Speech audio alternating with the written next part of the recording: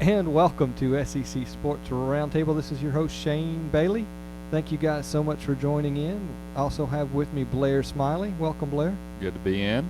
Glad you could make it. Sorry it's been a every other week thing that we've been going on here with the podcast recently, but summer doesn't give a whole lot to talk about in the SEC, so we've done that somewhat because of necessity, because of getting hosts on here, and then also just because of the lack of content that we're providing to you guys. So we do have planned, just go on and just throw that out right from the front, starting July 8th, we're going to start our two-a-days. We're going to break down two teams from the SEC, one East, one West, every week leading up to basically kickoff. So that'll get us right up to the week before the first football game that's going to start on a Thursday. I think Vandy gets to kick the SEC season off this year. Yeah, Vandy and South Carolina, SEC matchup. So, that's going to be our plan. So, coming once July starts hot and heavy, that there's going to be a podcast every week coming from us. Got some great guests lined up for you, so we're going to let you know that. I did say I was going to tell you something, and for those who are listening to the podcast, we've started to stream our podcast on a site called Ustream. And so we're doing that, and as I pulled up Ustream just to see what was going on that site, we're competing right now against, it's called 7 Live Kittens Cam. So it's just some ladies' cats. I would like to think that we're going to be a little more entertaining than 7 Kittens Cam. But who knows? It's got the front page right now of Ustream. So we'd love to get you guys watching in as we do this. Just follow our Twitter stream at SECSRT, and we'll let you guys know that we are broadcasting and that we're podcasting on our stream on Ustream, so you can come check out.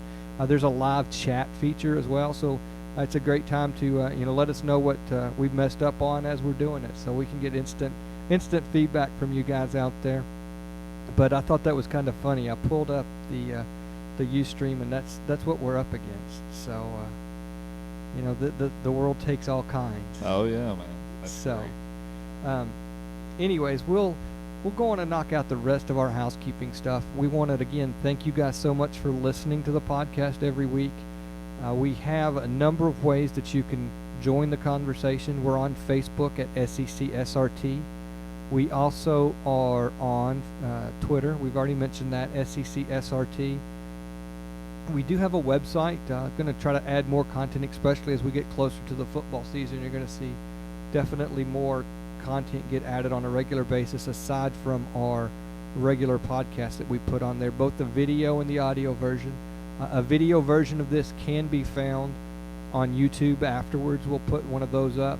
I apologize for last week's or 2 weeks ago's mess up.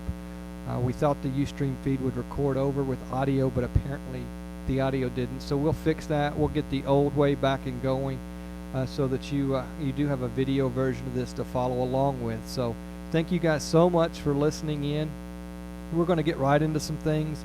There's really only 3 main topics that we have on our sheet that we're going to cover today, and so we'll get right into it. And Blair, you want to kick things off talking about the World Series that's going on? And we're not talking Major League Baseball either. But Yeah, we're talking about Omaha, and I tell you what, the South Carolina Gamecocks have been on a 3-year run that is pretty remarkable when you take a look at how they've done it.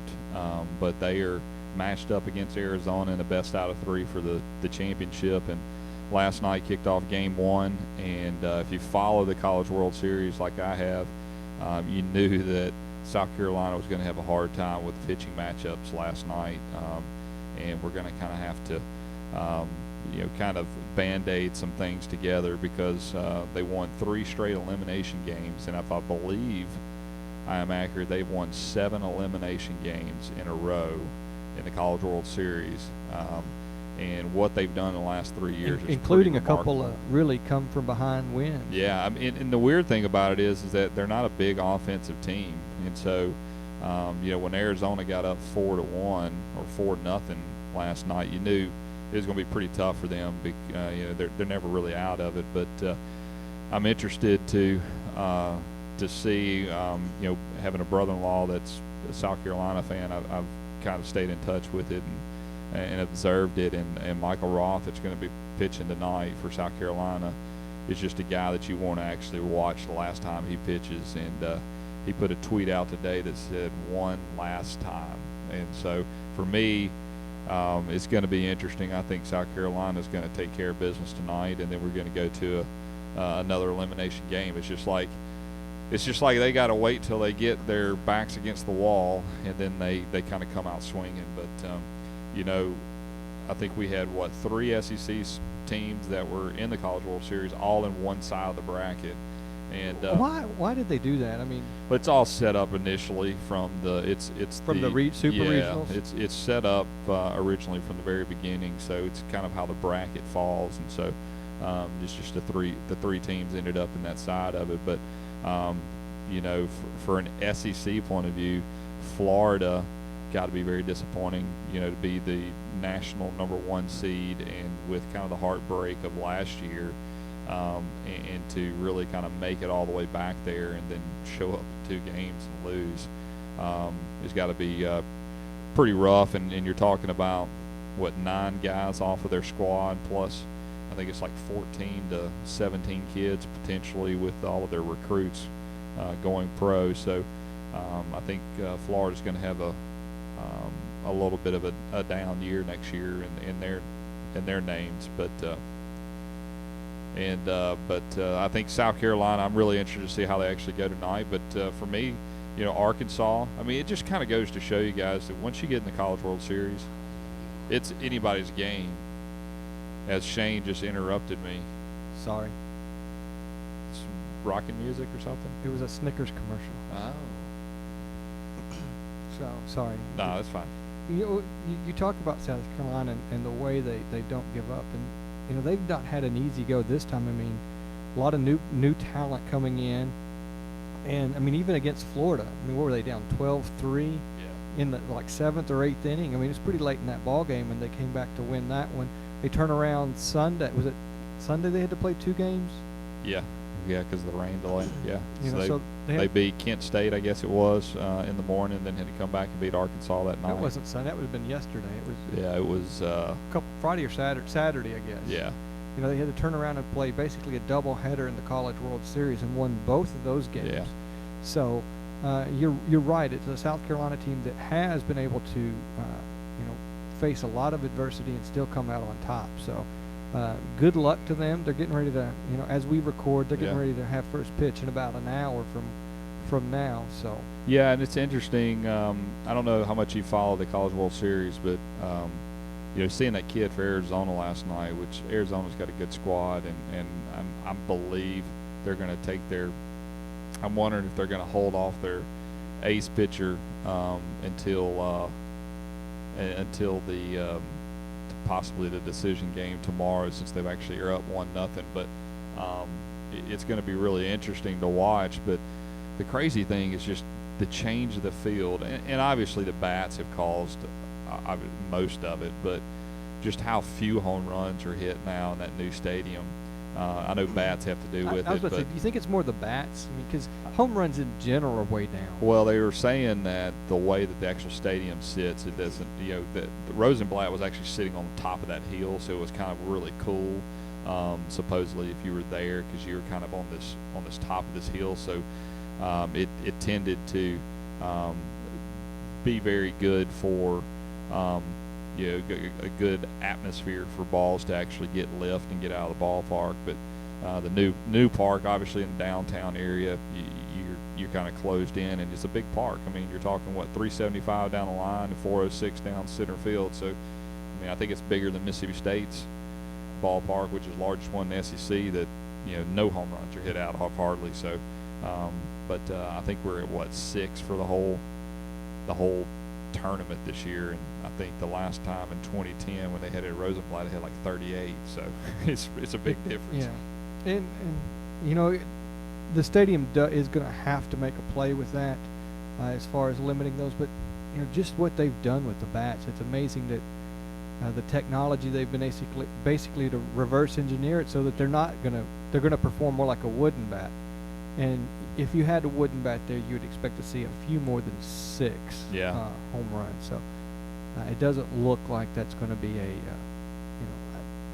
a home run derby type park. No, it's not. But what's amazing is South Carolina, if they do win, and for the SEC, it just shows the dominance that they're going to put over just college sports in general, because that would be 9 of the 20 top collegiate male and female sports this year would have been won by SEC teams. Oh yeah. And so you look at that, and I don't know what the 11 we lost in, but that's it's pretty amazing. I mean, and even take Arkansas for that matter of fact.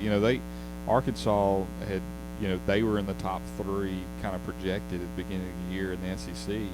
And they kind of got hot, and then they kind of cooled off. They got hot, and they kind of cooled off, and they were kind of that team that ended up kind of in that 5th, 6th range.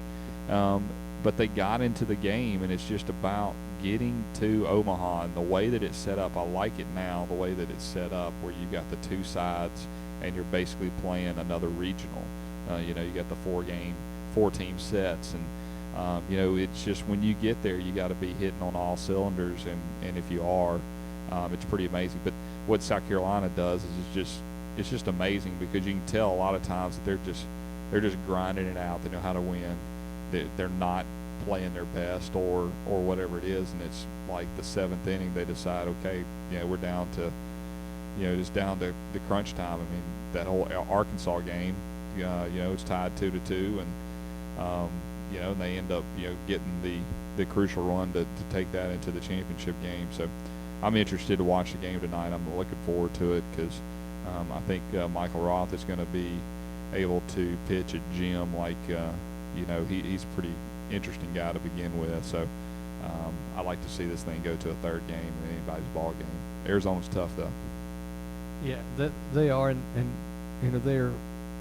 there's a reason why they didn't have to play in the losers bracket. Yeah. So it's going to be tough for South Carolina, but if any team can do it in the SEC, they're a team that can do that. So let's go on and switch gears now and talk a bit about the next thing that's coming up this week. It's a busy week for SEC. Yeah.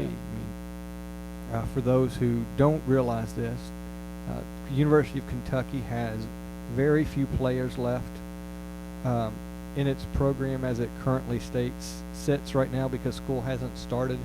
So there's not a lot of freshmen to come in yet. But a lot of those are going to get paid real well come Thursday night. Yes. So the NBA draft does come around Thursday night. And do you have a list there? Yeah, I've got a little bit of a mock draft. There's like 20 of them out there. You got Anthony Davis, Bradley Beal, and Michael Gilchrist. I never can say his name right, but those are the 3 that are projected anywhere from, Anthony Davis going number 1, Bradley Beal's anywhere from 2 to 4, and then Kid Gilchrist is somewhere between 2 and 5, just depending on what draft you're looking at. But the thing that kind of intrigued me was looking at the first round predictions, and pretty much most of the mock drafts are pretty consistent. You got 8 SEC players that are going in the first round, according to all these drafts that are projected. And if you actually count Texas A&M, you got 9. But obviously, you got those top 3 with Bradley Beal and Kid Gilchrist, and of course Anthony Davis. But you got Arnett Moultrie from Mississippi State, Marcus Teague from Kentucky, Terrence Jones, Kentucky. Jeffrey Taylor is really the first Vanderbilt player. A lot of people think John Jenkins automatically, but I think with Taylor's size at 6'7", his defensive ability, I think he would be the person I would choose above, or be the first one off the board for Vandy. And then you've got the Deron Lamb. They're actually showing right there at the end, and then John Jenkins is right there, anywhere from 28 to like 32 to 34. So he's kind of in that, window. And what does Festus Ezeli do? Does he sneak up in there in the last, the last bit? But it's kind of interesting to look at when you think about SEC basketball. Granted, 4 of those are Kentucky guys, but I was going to say something. I was going to say, That's pretty amazing that as low as the SEC is as far as their basketball standing, that we had so many, eight of 30. Is there 32 teams? Yeah, 32. 8 of 32. So basically 20. 30 teams. I'm 30. sorry. Okay. So a little more than 25% of the first round draft picks are going to come from the SEC. But then I started to, in my head, count all the Kentucky players, and I go, well, there's 5 of them right there. So. Yeah, I mean that's pretty stout. I mean, I haven't even taken the time to go and look at the other conferences to see, but they truly had. I mean, if you take Kentucky out of it, I mean, you still had, Bradley Beal in Florida, Arnett Moultrie at Mississippi State, and how deflated that debacle that team was. Yeah. Towards the end of the year, but then you had Vanderbilt, who obviously had a solid year with those 3 guys. And then you got, you can count in Darius Miller is here in the second round, JaMychal Green from Alabama, and then Kim English, who is a Missouri guy. So if you want to count that in the SEC, in the 60 picks here, they're talking about, what is that? That is. So if you say 12 of 60 is. Yeah, 14 of. Is 20%. Yeah. So I mean that's pretty impressive. I thought. I mean it was just something that kind of jumped off the page at me. To kind of see that, you got 4 teams in, and we had to try like hell to get those, I mean, and so it's just one of those things where you're just looking at this draft. But Anthony Davis, I know we were watching the interview before. I mean, just a he has trademarked freak. the name fear, or the phrase "fear the brow." He's trademarked it? He's That's trademarked awesome. So. But yeah, I mean, really, what you're looking at here, it looks like, and I know a lot of y'all may not be big NBA fans, but we ought to have Britton in here because I know he's a big NBA and Crawford, fan. Matt Crawford. But Thomas Robinson and Harrison Barnes, Andre Drummond, Terrence Ross. I mean, these guys. I mean, Jeremy Lamb. These guys are all just crazy. The one thing that I thought was interesting locally here is there's Kevin Murphy, who is from Tennessee Tech, is slotted to go in like the top 40. Really? Yeah. So I thought that was pretty interesting. It's local. Now, where does that one have Selinger? That's a good question. We were just talking about that. He got him 19th, Orlando. So even more reason why he's not invited to go to the ceremonies on Thursday in New York. It's weird because they've got Fab Melo going like 30th. You would think that dude would be going higher. He's 7 foot. Yeah. I mean, he's, Austin Rivers. I mean, it's just kind of amazing, taking a look at this and just kind of watching the NBA, because I kind of got into it in the playoffs, and I think this shortened season, and the way that the playoffs are actually set up, it's amazing to watch those guys and just see how elite athletes they are, because it's so few, yes. And the thing about the NBA draft, you got to get in that first round because that first round is the only guaranteed money. So I'll be interested to be watching what John Jenkins is going to be, because I think he's going to be hovering right around that break point. I agree, and he could have he had another year, did he not? So you kind of wondered, is he doing the right thing? You look at so many players, and I just go to Kentucky because I just know him so well. But Patterson didn't get a whole lot of playing time. Bledsoe hasn't seen a whole lot of court time. It's increased this year, I think, if you look at his numbers. Yeah. But they had guaranteed money. Yeah. So it made sense. Well, I think for them with John to come Jenkins, the whole thing with him, it's going to be interesting, because a lot of times those guys don't translate. It's like it's kind of weird because the NBA, it's a strange thing, and John Jenkins' whole issue has been his defensive abilities. But man, if you really take a look at his numbers, because everybody talks about the best 3-point shooter, or probably in history of the SEC from a stats time, right, is percentage made. Yeah, was what's his name from Tennessee, Chris Lofton. Is that right? Yeah. Just went blank there for a second. But if you look, if John Jenkins would have stayed another year, he would have actually, if he just hit what his average was on 3-pointers made in a season, he would have made like 50 more 3-pointers than Chris Lofton did, which is the SEC record for a career. In 3 years, I mean, he was there. unbelievable. Yeah. And the crazy thing about him, what I loved about John Jenkins, that a lot of people didn't. And he didn't play a whole lot his freshman. Or he played a lot, pretty but good he didn't bit. shoot Right. a lot. And he didn't have the point. He averaged probably 14 or 15 points, but he was a true shooter. The thing I loved about him was he was so freaking efficient. Because you look at his stat line, he was 7 for 11, or he was 6 for 11, or he was 9 for 15.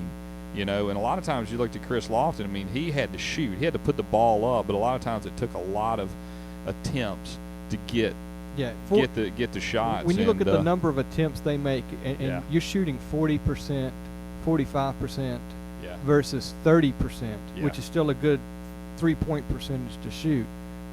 That's a lot less shots to have to make over the course of a season to really get the same number. Yeah, and I kind of equate him to, I keep going blank with these guys, but what's his name? J.J. Redick from Duke. J.J. Redick could shoot the ball, I think, better than Jenkins. I think he was a better player in college than Jenkins because I think he could come off that screen to hit. I mean, because that's where he was so good. He was so quick to release the ball. And if you watch the NBA, I mean, he's starting for Orlando, and he is a shell of what he was at Duke. I mean, he is a bulked up. He's a very big guy now. He's very big, but he is just a straight up shooter. And so he found a spot in the NBA, and I think John Jenkins is the kind of guy that can find his way. He's 6'4", he's a big kid, but I want to see how it translates. Went to Vandy, so he's got some brains. So it's gonna. You don't go to Vanderbilt and leave early. Do you think Miami Heat could have used somebody just to spot up and shoot, other than Mike Miller in the Game 5?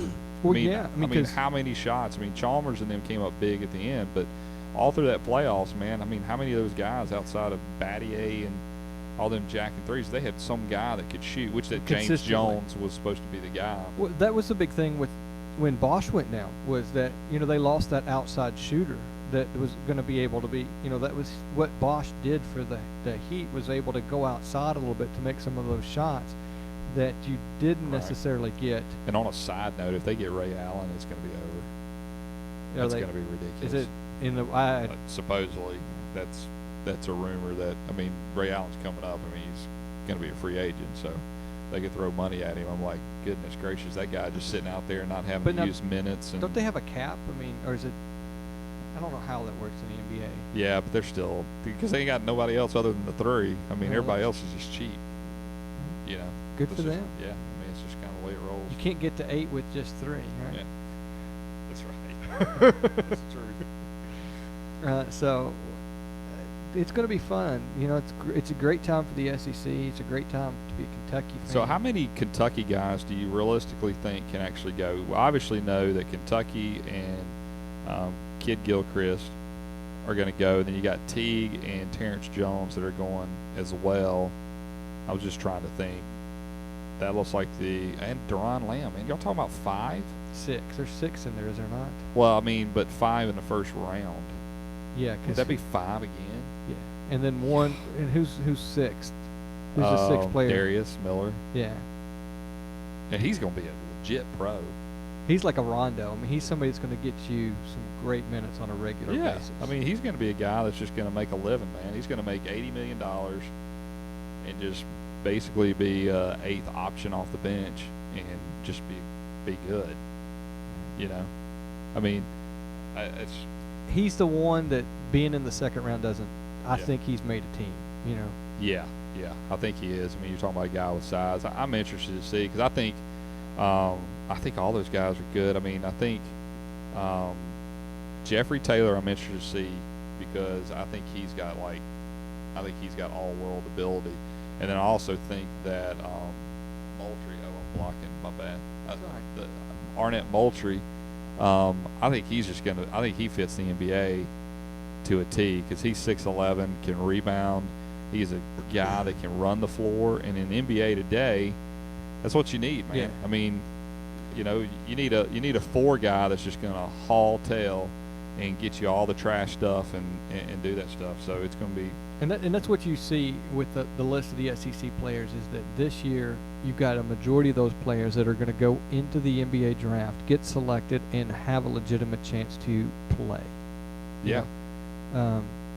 You're not going to have the Ortons of the world for Kentucky that, you know, one and done because he just improved out of nowhere and really he did. Was 6'11" and a big monster. Yeah, and never had the playing time. You know, I think Calipari really knew what he had in his hands and said it's time for you to go. Yeah. You know, so from a politics standpoint, from a negotiating standpoint, he got everything he could for Orton and was able to, you know, wipe his hands of him the second year, because I don't think that you know, he's a bit of a head case out west, and you know, got a coach fired and whatever else he's been able to do out there. It's just you know, it's not a good thing. And so I think Kentucky realized that he wasn't the team player that they needed him to be, and so they were able to, you know, basically cut ties, still keep him in the fold as a Kentucky person. You know, when you're at Kentucky, you're always from Kentucky. So they were able to do that and still manage to, you know, keep everyone happy from the Bluegrass State. But he's not been the person to. I'm not talking about the right person, am I? Not Orton. You're talking about Cousins. Yeah. I'm going this whole rant here. Sorry, guys. Anyways. You know what's kind of interesting about this, that I'm looking at this draft now? In the first round, there's not a foreign guy picked according to this, is what they're going to project. And there is only 1, 2, 3, 4, and 5 of them in the second round. So the first, like, overseas player, now obviously there could be some here that have actually come to the U.S. and played, but straight from international play would be what they're projecting, 36, which is a guy from France. But that's kind of crazy, because normally that first round is kind of, you know, there's usually 4 or 5 guys that end up being guys you've never heard of, and they're so young you don't have a clue. But it's kind of interesting that it's all college stuff. That's good. I mean, because I think the NBA is at a point now where they're there, and I hate to just be an NBA podcast, but there's so much SEC tie-in with it right now that you know, the NBA is at a point where what you see with them is a resurgence. Yeah, you're starting to see more people wanting to watch the NBA, to be involved with the NBA and keep up with what's going on, and with so many players in the collegiate ranks being one and done, you lose that rooting for a player for 4 years and really knowing them. So, you know, you're starting to become familiar with them in college, and now you see them transfer to the NBA. That's nice. You're not having to learn that new person that's from overseas.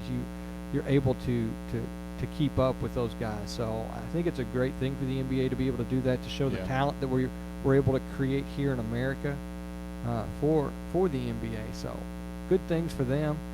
Somebody else that's got some good things is Mike Smyly. I think, you know, that some announcements have come down this last week about the football championships. And, you know, if you look at everything and the way it's shaking out, I think he got most everything he wanted. Yeah. You know, he didn't. There's going to be some tie-in for conference championships, but it's not going to be what was originally talked about. But I think it's going to be interesting. Yes. Yeah. Just because you're the conference champion doesn't mean you're going to go to the 4-team championship playoff. If you haven't figured out, that's what we're talking about now. But what you are going to have is a committee, and how that committee is going to be made up and what they look at is still to be determined. Yeah.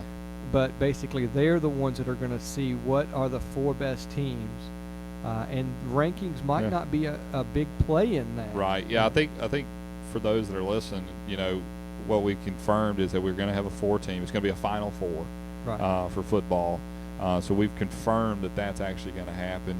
And some of the parameters that they've showed us is The semifinal games are going to be tied to the current BCS Bowl program. I've seen different scenarios where there's Now, how does 12 years where there's 6. How does that work with the Rose?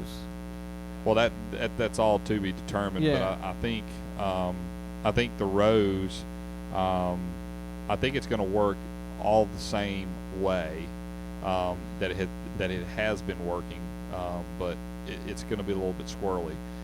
There's a lot of people out there to say if the bowls are involved, then it's still really not really a playoff system, blah blah. But I mean, I think I jumped the gun. You were saying 12, or like a 12. There's been different scenarios where they have they're going to put like a 12-year window where there's going to be 6 bowls, and so how it's going to rotate twice over a 12-year period. Those are going to be for the semifinal games, and then the cool thing is that the championship game is going to be a bid to the highest bidder, which I think is a smart move to whatever city actually wants to bid for it. So it'd be like a Super Bowl bid, right, type deal. Obviously not on that magnitude, but I could see it being close. Yeah. I mean, I don't know about the international interest that Super Bowl brings, but yeah. You see 4 to 6. I mean, right now the ESPN's paying about $125 million. It's crazy, whatever it is. But they're talking 400 to 600 million now. So you're doing 3-4 times what you're currently doing in revenue, going in this playoff system. And the revenue sharing is still to be worked out. Yeah. That's going to be some major contention for some conferences, like the SEC, that's always going to have a team there. Do they deserve more than a Big East who may never get a team in there now? But I'm still curious as to how the bowl selection is going to work if they're going to do the BCS, because the Rose Bowl has come out and said they still want to keep their same tie-ins. And the words that came out today or last week when they announced this stuff was that they can't guarantee that conference tie-in because of a logistics standpoint. Right. It's impossible for you to say, all right, we're going to send the SEC here, we're going to send the Big East here, we're going to send ACC there. Yeah. It's going to be, like you said, 12 years out. You're going to know for the next 12 years where the locations are going to be for those 4 teams. And so how do you bring the Rose Bowl in? I know that there's also been talk that the Cotton Bowl is also, there's an opportunity for those guys to be another tie-in. So maybe you exclude the Rose Bowl and bring in the Cotton Bowl. And I think what the Rose Bowl quickly will find out is that they're going to want to be involved in the process, and so they're going to too little, too late. Yeah. I think the existing. What they're basically saying is the BCS Bowl program that's currently there is, if the Sugar Bowl at New Orleans is hosting it, they still have the Sugar Bowl, and then a week later they're having the national championship game.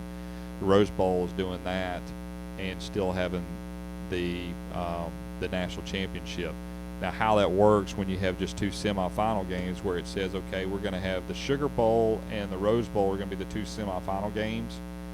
So now they really don't get to choose who that's going to be. So I think we'll find that all out. I think we'll know something here over the next 3 weeks, because this week the presidents, the BCS, whatever they're called, special BCS committee of, whoever they are in Notre Dame, get to meet and ratify this decision, because it has to go to presidents because they're the end-all be-all.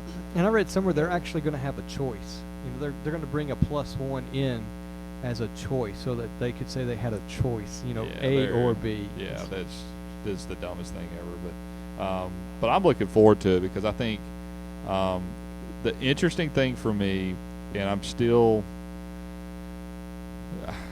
torn a little bit on the committee and the options of doing. I think if you did like a computer-based selection where it was all done on computers, you just have a huge flaw there, where it could be more consistently across the board, or be more accurate info. The problem with, like in basketball, you've got like 40 games, and in football you got like 12.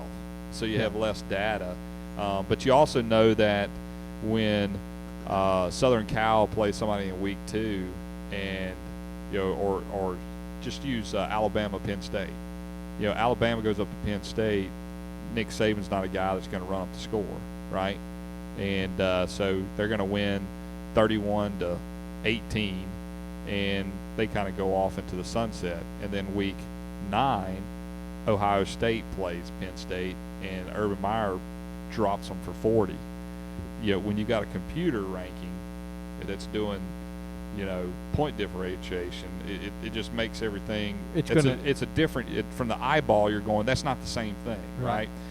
Even though that, he likes to run it up, so there's a little bit of human common sense that comes into it. The problem was, I'm interested to see how they make the committee. Do you have a guy from Harvard on the committee, and he doesn't really care about football? And do you have a guy from USC or a guy from LSU and a guy from Alabama where they're going to have a bias type of deal? So I like the structure because I think for the most part, the committee for basketball gets it right about 96% of the time, right? Well, and you're also talking about 68 right, teams. And in the basketball, it's not that the other teams didn't deserve to get in. There's a team that deserved to get in that didn't. And then but I still think we're going to run into a major issue because I think that there's going to be, every year, there's going to be about 6 teams that are worthy of a shot to be in that 4. And so you're still going to have that argument. So there's still got to be a committee, and I'm just interested to see how it's going to be calculated, because it sounds like it's going to be presidents. It's going to sound like it's going to be old conference commissioners, old coaches, all those types of things. But my questions are these: what does that do to? And I know that they're dangling this carrot, and they're saying that they have a voice at the table, and we're talking about the mid-majors. If rankings now no longer are going to make a play like they did before, that's what was able to help them, was that by them going undefeated, they were able to move up in the rankings. They're not going to have the strength of schedule of an Alabama, because even and the SEC's made it even harder now by adding an additional team. The likelihood that you're going to get those mid-majors to come up and play a decent opponent has been reduced. Yeah. So what's the likelihood of those guys? You're the guy that likes the little guy. Then wasn't that the argument last year? This is what's actually happened. But the mid-major, the Boise States, the TCUs, their goal, they could say their goal was to get into a national championship, but they were never ever going to be able to get into the national championship because they just weren't ever going to have the competition to be able to do it, right? You're right. It was going to be it had to be a very unique situation where they ended up 1-2 or 1-2 in the polls. So what they were striving for the whole time was to get into that top 8 where they could automatically get the bid for BCS game. Right. Okay, so they wanted to be one of those, whatever it was, the 8 or 10 teams that went to a BCS bowl game. And so I still think there's going to be a little bit of a proponent for that. But what's going to be hard is it's going to be, there could be a scenario where a TCU gets in, which is now in a big conference, but a Boise State, they have the clout. They're the Gonzaga type of deal, where if they roll off and go 13-0, and you've got a bunch of 1 or 2 lost teams in there, that they could sneak into that top 4, and then they get a chance to play. But I don't think it makes it any easier. I think it's made it harder. Oh yeah, I think so too. And but I think you'll see that this top 4 is to basically say, okay, we need to find, because what happened was the bowl system before the BCS, it never even got you 1 and 2 together, right? I mean, it was the whole, Penn State's playing over here in '82, and somebody's playing over here, and you got 2 undefeated teams, and one of them gets to be the national champion, right. The other one's not. You never even got to play. And what I liked about the BCS is that it really enhanced the regular season unlike anything we've ever seen in sports. I think you basically lived and died in September off of a game, right? I mean, if you were LSU or Alabama, you lost that one game in September, it was hard to come back, know. And so it made the regular season important, but also it got, more of the times than not, it got somebody together to actually play. and we could argue on who that really was or wasn't supposed to be, but it was a better system than the old bowl system. And I think this one will be better from that scenario. It's just not going to be good for the little guy, because essentially what's going to happen is this is just leading to, the scenario where, the Big 12 and the SEC just opened up the book of the whole thing when they took on this bowl game. And so now they're going to be the one that's getting funded straight from a bowl game and on a bowl game. It's basically leading straight towards 4 big super conferences, and you don't have to worry about it. I think that's a separate subject. I'm going to get to my second question real quick, or my second point, and that is that, the little guy's going to have a harder time to make that Final Four, to get their voice at the table. It's just inevitable. But what I'm more curious of is the first year you have the number 5 or greater ranked team go, and you're not taking the 4 best ranked teams. Yeah, that's going to be interesting. What's going to happen then, and how is that all going to shake down? Well, see, and I think what you'll see, and we've talked about this on past, I think what I try not to do is actually do it according to the way the BCS actually has done it in the past, or what we've done even up to this year, or even going through this year. If you'll watch, what'll happen is that the BCS forces guys to vote for 2 spots only, right? It's you got to actually vote so that your guys get 1 and 2. Right. And now it's now the top 4. So that guy that was 5th may actually get that really is a better team supposedly. I think you'll actually see that kind of line up a little bit.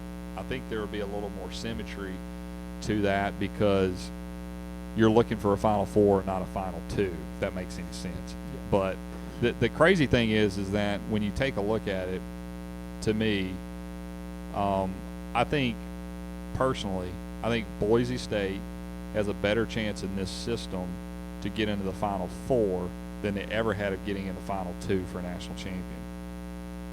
Now they're still going to have to go undefeated, right? Which is, well, pretty much all of them have to go undefeated. To really, you're talking about the top 4. Boise's they have no room for error. Yeah, because you're over the last few years, there's very few one team. And Gonzaga's not going to go. If Gonzaga goes 19-9, they're not getting in the NCAA tournament. But if they go, 28-5, they're getting in. And so it's that kind of scenario. But I'm really excited about it, because I think it's going to be really cool.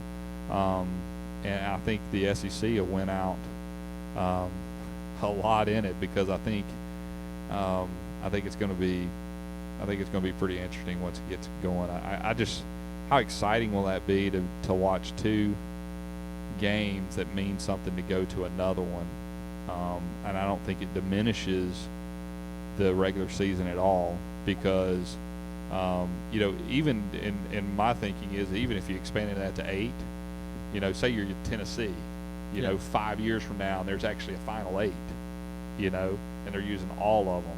Don't know if that'll ever be the case, but if they lose to Georgia week 5, they're not completely out of it, right? Because they could possibly end up in that 8 by running the table, and it's not like I'm done, right? Type of feeling, and so it's going to be interesting. And I can also see a point where, after this round is done, that basically the top, and who knows how many conferences there's going to be at that point.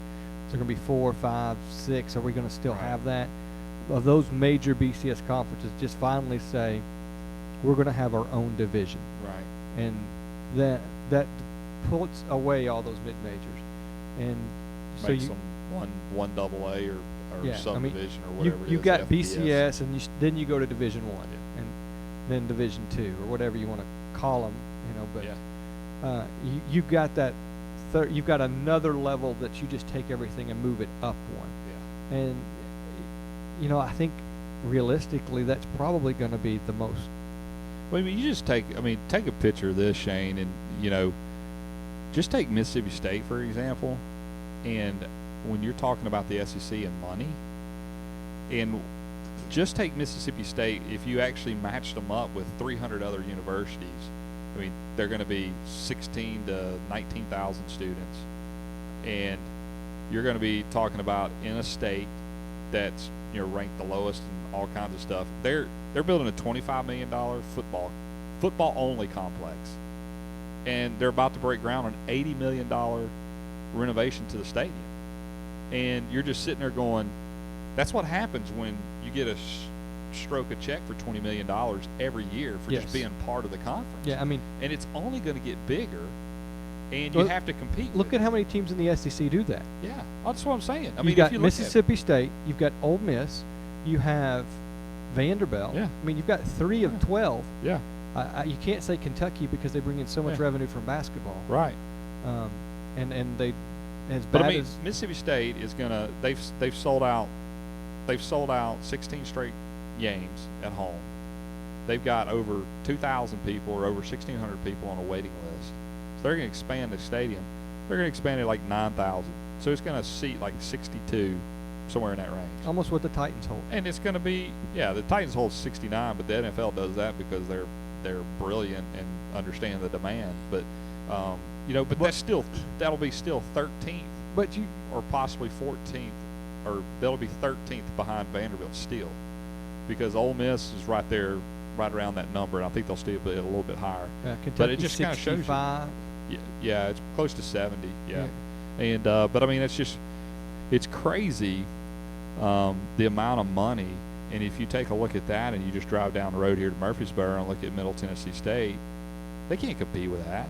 Mm-hmm. No. I mean, Boise can somewhat, but it's just one of those deals where the SEC, when you grow up, when you're a football player in Georgia and you're a 5-star, you can go to 5 schools within 250 yards that could legitimately win a national championship. So that's why the arms race is. Southern California can just sit out there, and the next closest place to them outside of Oregon is Texas. I mean, it's just crazy. I mean, it's just kind of mind-blowing how this football has just kind of escalated and the amount of money that's involved. Yeah, I don't disagree with those points. So when you get cities bidding, you get Jerry bidding. Yeah. I mean, it's going to be insane. I mean, the payouts for the schools are going to be $30 million probably when they just started off. I mean, they're doing 19, 20 right now, $17 million for a BCS game. And you got to love being in the SEC because it doesn't matter. It's all going to get divided equally. Yeah. So when one does well, they all do well. Yeah. And so you just get an extra share, which is awesome. So if Florida goes to a BCS game, there's 12 teams in a deal, they get 1/12. They basically split it up against 1/13, so they get an extra 13th. Yeah, they get an extra share, and now it's going to be 1/15. Yeah. Or 1. Yeah.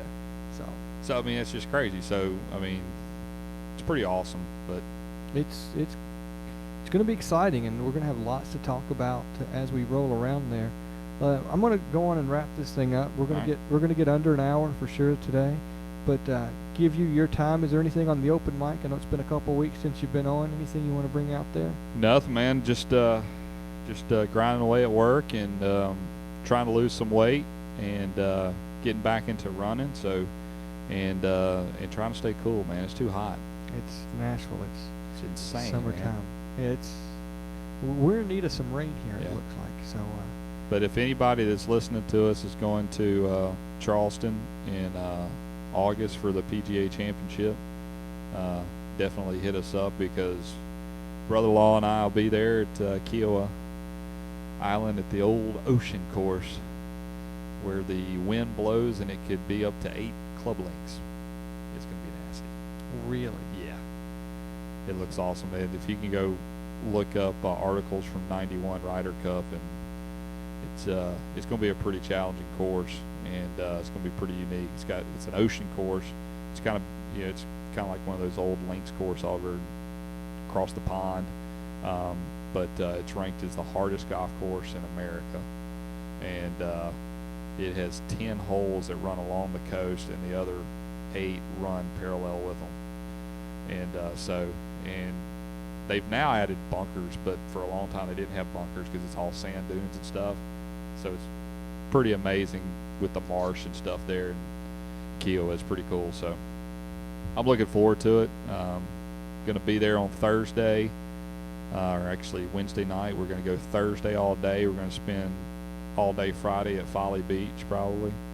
Take a little beach day, and then Saturday, Sunday, watch the tournament from there. And it's going to be August in Charleston, so I'll be sweating a lot. Yeah, so not only do you have the beach and the wind, you've got the heat of South Carolina in August. Yeah. So it's going to be a lot of fun, and I'm a little jealous there. So, I really don't have a lot to add to the podcast as far as me and the open mic. I've been busy with work and family travel, so I haven't been able to do a lot. Been happy just to keep up. I've got a little visitor trying to make an appearance that you guys might hear there at the end. So with that, guys, we're going to call this podcast done.